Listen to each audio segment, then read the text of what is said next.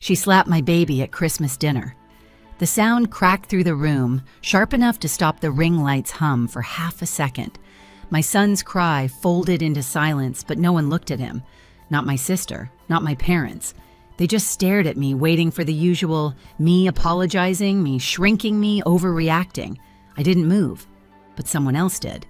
My husband pushed his chair back, slow and deliberate, the kind of movement that changes a room before a word is spoken.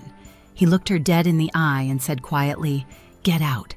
And I had already prepared everything in silence, trading it for the rest of my life.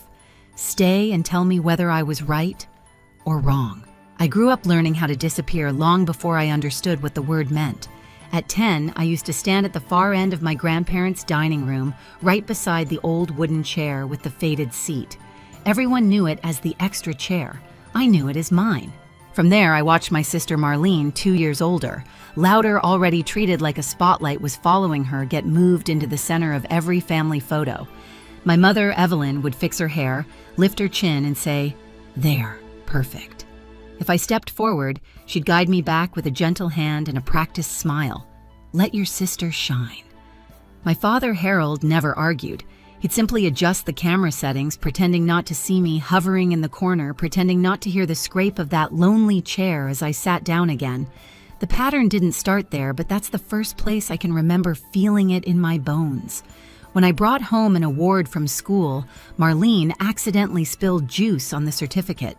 Mom rushed to comfort her instead of checking on me. "She didn't mean it," she said. "You know your sister is sensitive." Sensitive. I heard that word more often than my name.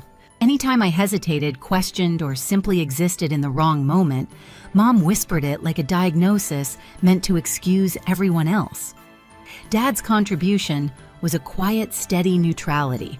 "Don't make this bigger than it is," he'd murmur. That sentence followed me through childhood the way my shadow did, clothes unavoidable flattening. As teenagers, the gap widened. When Marlene wanted concert tickets, I was told to hand over the money I'd saved from babysitting. "You're good with planning," Mom said, as if responsibility was a natural resource I owed them. When I needed a ride to a school project, they forgot. Twice. The third time, Dad simply said, "Ask your sister," even though she had already left with friends.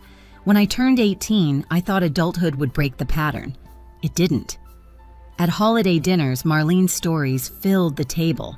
If I spoke, someone interrupted. If I disagreed, the room stiffened. "Joy, you're reading too much into things," Mom would say. And there it was again, the cue to quiet myself before the entire table turned. Years passed. I moved out, built my own life, my own rhythms. But the old programming stayed, step back, soften. Don't disturb the balance that protects everyone but you.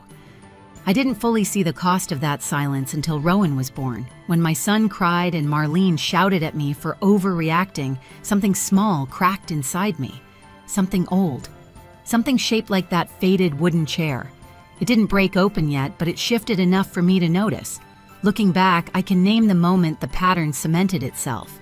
It was that night, standing behind the camera flashes, when Mom turned to me and said, "Joy, stop being so sensitive." That was the day I learned my place in this family. The house was quiet after Christmas dinner, the kind of quiet that doesn't feel peaceful, just heavy. I was in the hallway, rocking Rowan, feeling the rise and fall of his breath against my shoulder.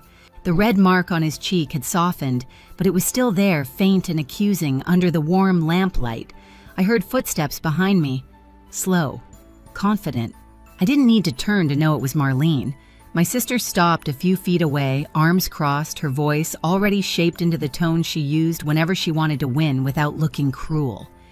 "You made a scene," she said. "Honestly, Joy, you're overreacting. Again. The word landed like an old bruise reopening. I didn't answer. I adjusted Rowan in my arms, pressing my hand against his back, letting the motion anchor me. Silence usually ended arguments in our family because silence meant surrender.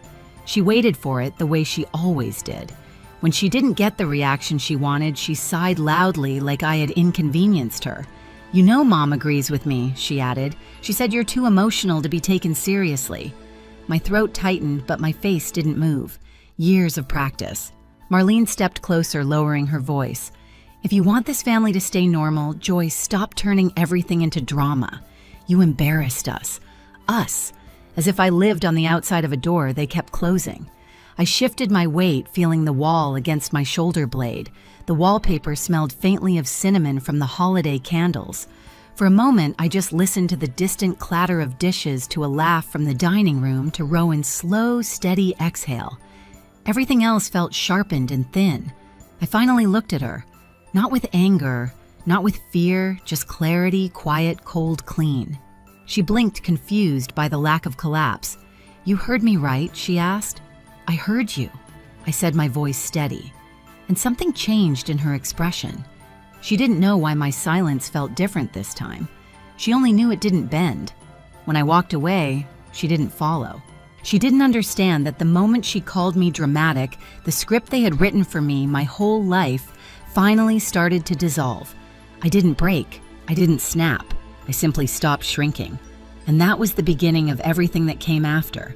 I didn't leave the house angry. I left with Rowan bundled against my chest, his breath warm through the fabric, the cold air tightening around us as if the night wanted to keep me awake. Marcus walked ahead, carrying the diaper bag in one hand, his other hand hovering near my back, not touching, just sensing. He didn't speak. He didn't need to. The silence between us wasn't avoidance. It was awareness. Once home, I laid Rowan in his crib.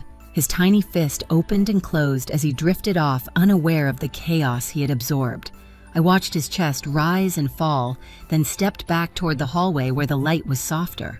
My fingers brushed the bracelet on my wrist, an old habit, and something inside me clicked into place. I didn't cry. I didn't rant. I didn't replay the slap in my head. I moved.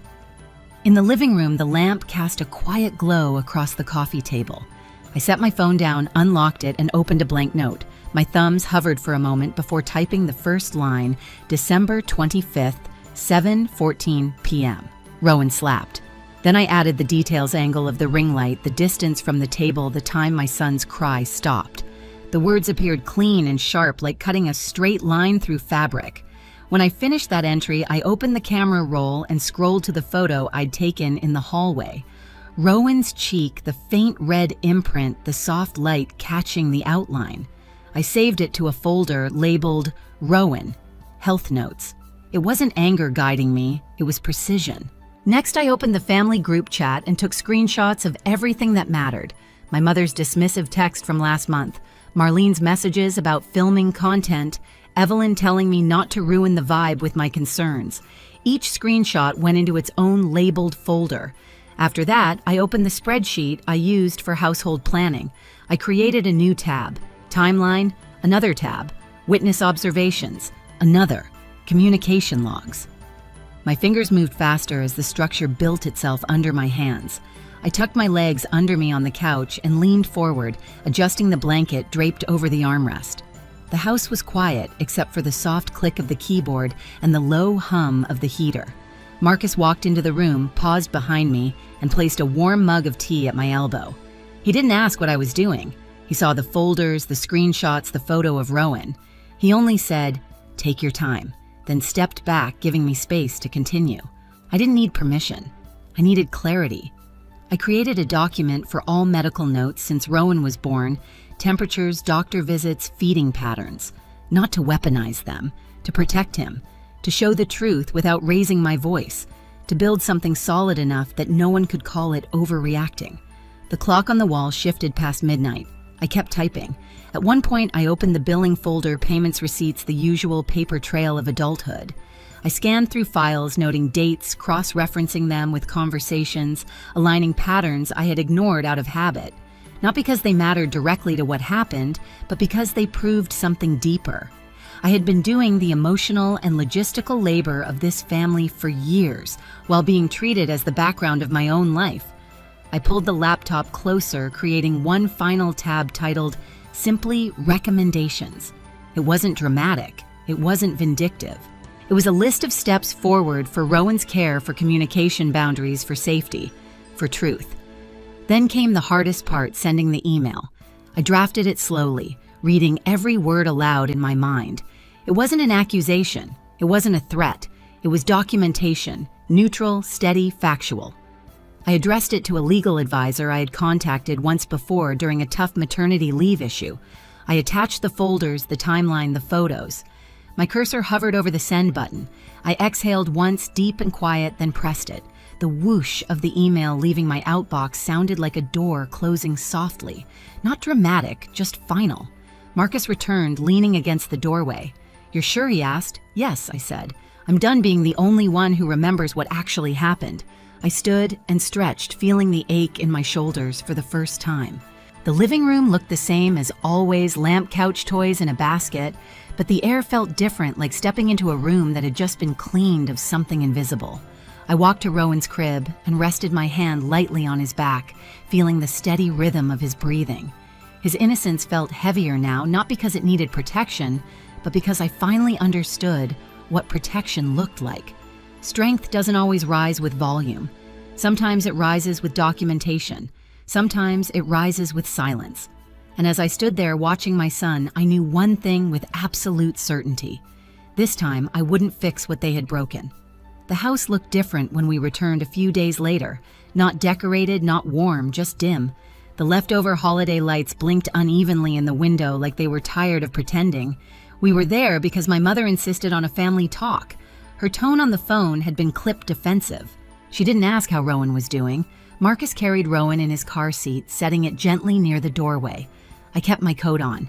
The air in the dining room still smelled faintly of cinnamon and something metallic. The ring light from Christmas dinner sat on the floor, unplugged, its legs sprawled like a broken tripod. Marlene was already at the table, arms crossed, expression rehearsed somewhere between indignation and innocence. My mother hovered behind her as if shielding her from an accusation no one had spoken yet. My father adjusted a chair but didn't sit, watching Marcus with a wary caution that hadn't existed before. "Joy," Mom began, "we all think you misunderstood what happened." The familiar line, a script I had lived in for years. Before I could answer, Marlene added, "You made everything worse by sending that email. You blindsided us." I looked at her, then at the table. The same table where my baby had been slapped. The same table where silence had been louder than his cry. Marcus didn't sit. He placed both hands on the back of a chair, the tension in his arms controlled, contained. "We're here so everyone can hear the truth," he said, voice level. Mom scoffed. "The truth, Joy, has always—" She stopped when Marcus straightened. He wasn't a man who used volume. He used presence, and right now the room felt smaller because of it. I reached into my bag and placed a thin folder on the table. No dramatics, just paper. Photos, timelines, screenshots, notes, everything clean, organized, unemotional. My father frowned. "What is all this documentation?" I said quietly. "Since none of you looked at him that night." Marlene rolled her eyes. "You're blowing this out of Marcus cut, in voice calm but sharp." She slapped an infant. The words landed heavier than the folder. Silence rippled outward. I opened the first page. A photo of Rowan's cheek, the faint imprint visible under the hallway light. "This was taken 10 minutes after dinner," I said. I sent it to a pediatric specialist. "Her assessment is attached." My mother's face tensed. "Joy, you didn't have to escalate this." "I didn't," I replied. "The system did." I slid another page forward, my notes on the risk assessment, the guidance from the advisor, the documentation that now existed outside the family's control. "This isn't about punishing anyone," I said. "It's about protecting my child." Marlene's chair scraped sharply. "You're making me look like a monster." "No," I answered.